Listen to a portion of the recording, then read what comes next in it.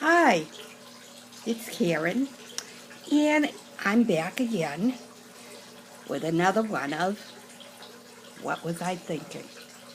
Well, today I'm going to do a What Was I Thinking when I put a password into my iPad. When I first got the iPad, I didn't lock it. I didn't think there was any reason to really lock it. And then after I lost one of my lists that had all my passwords and all that important information to a lot of my accounts, I thought, well, maybe I should lock my iPad. So I'm trying to think if I put a short. I think I did.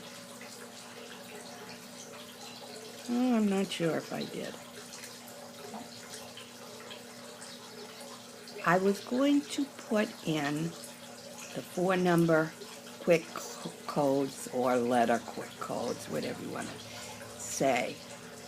And I know a lot of 4-letter words, and every time my iPad shuts down and I have to unlock it, it aggravates me because, I don't know, I gotta adjust the settings, I guess, somehow so it doesn't shut down so fast.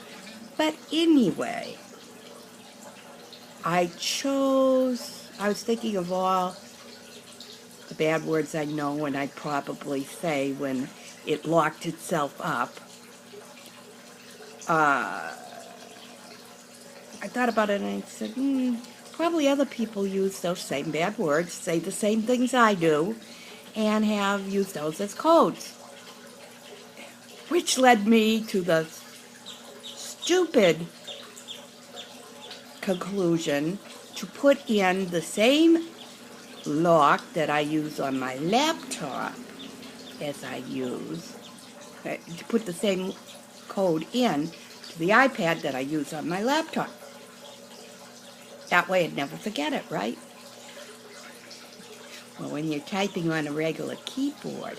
Now my laptop password to unlock it is 13 letters and symbols mixed in, okay?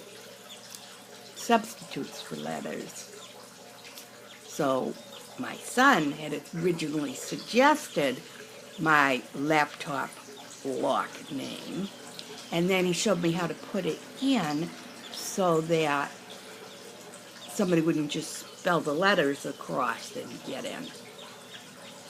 I don't know why you would think that anyway. It's hard to get into this brain and think logically what I might come up with. Anyway, to make a long story short, he set up the code for that lock, and as I say, on the regular keyboard, you can put in some symbols very easily. Well, when you do that on your laptop, you have to switch between the numbers and the letters if you don't have a keyboard for it, which I don't. I just have the little type pad, which is fine for me, not a problem.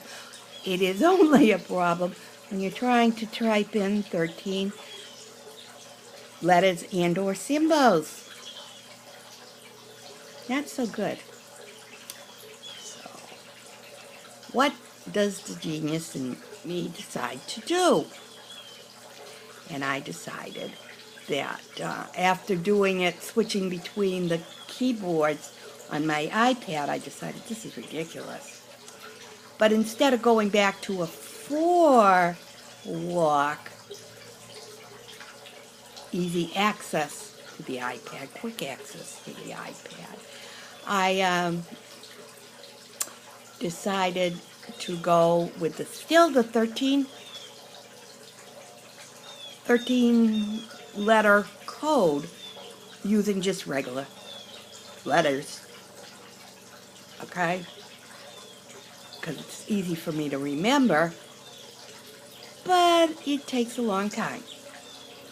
And seeing that every time my neighbor goes on to their internet, it knocks out mine, and I have to redo everything again as far as getting back in and wait for my link to come back up, my router link, cyber link, I don't know. It's a pain in the neck to do 13. So, in fact, I can tell you how much of a pain in the neck is. I almost walked myself out of the iPad because I kept putting it, after I'd done it several times, I don't know, all of a sudden I started putting it in wrong. And you only have, I think I opted for 10 times. And I swear, one day I put that thing in at least 5 times before I put it in correctly. And it's not hard.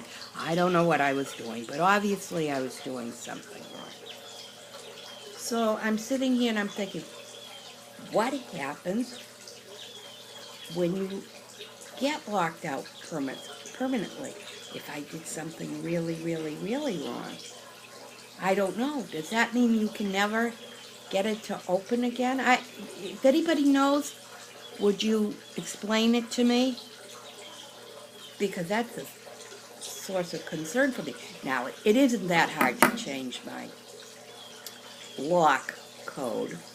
And in fact, probably after I get done doing this video, I'm going to go to either a 4 or a 5 code lock. This 13 is, oh, heavens forbid, ridiculous. It's just ridiculous. Again, what was I thinking? Oh, and by the way, on the way, on using the iPad, I know you have all noticed that every time I go to shut it off, all you see is my hand and everything going up in front to shut off the button. You all have been so kind and put up with that. It annoys me. I don't know why somebody didn't suggest to me how to shut it off without having my hand blocking everything. Genius that I am. I figured it out all by myself.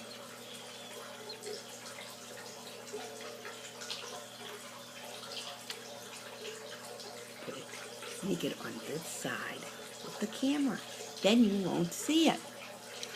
On that note, I would like to thank you all for watching. Wish, in case there's any men out there watching with me, which I'm sure there aren't, but in case there are, Happy Father's Day, if indeed they are fathers. And any of you with young children around, go kiss your husband. Wish him a big Happy Father's Day from me, okay? We went over my daughter's today for brunch. It was very good. She cooked eggs Benedict, which is my husband's favorite breakfast. So he was in hog heaven, so he enjoyed it immensely. I enjoyed it. Don't get me wrong, but we got the cutest invitation from my youngest grandson. He calls me up on the phone because his mother can't, because she can't hear me. So he calls me up on the phone and he said, my mother would like to know if Pop-Up would like to come over for breakfast. And I said, yeah. I said, who is this anyway? He still didn't tell me his name. I knew who it was. But I said, gee, Brandon, because I knew that it was him. I said, you think Mimi can come with Pop-Up? Now, I had already talked about this with my daughter the day before. So I knew it was for both of us to go over. And he said, wait a minute, I have to ask my mother. So I tried to stop him in the process, but he didn't hear me. He had already, the minute he heard me say, can I come too, I heard him go over, and he's yelling at his mother, can Mimi come? Can Mimi come to breakfast? Oh, they're so cute at that age. Another thing along that line, on what was I thinking? And since we're talking about my daughter and her daughter, my granddaughter, are going away for the weekend. And her husband is working till 5. And I volunteered me, but I also volunteered Charlie to go over and sit at the house with the kids for maybe 8 hours, but hopefully it will be more like 6 hours. I don't know. If you don't hear from me after Friday, you'll know that they drove me to the funny farm, because it won't take much to put me over the edge. No, they're good. They are really good kids. They're just very talkative, very active, and I'm going to have to be on my A game, which is hard for me to be on. So, back to closing this down. Again, kiss your husbands for me. Wish them happy Father's Day. If you have a father still alive, lucky you. Make sure you do wish him happy Father's Day. I'm sure you already did anyway. But in the meantime, thank you for watching. I wish you peace and hugs, and God bless. And watch out you don't see my hand when I check out, if I can get the right end in.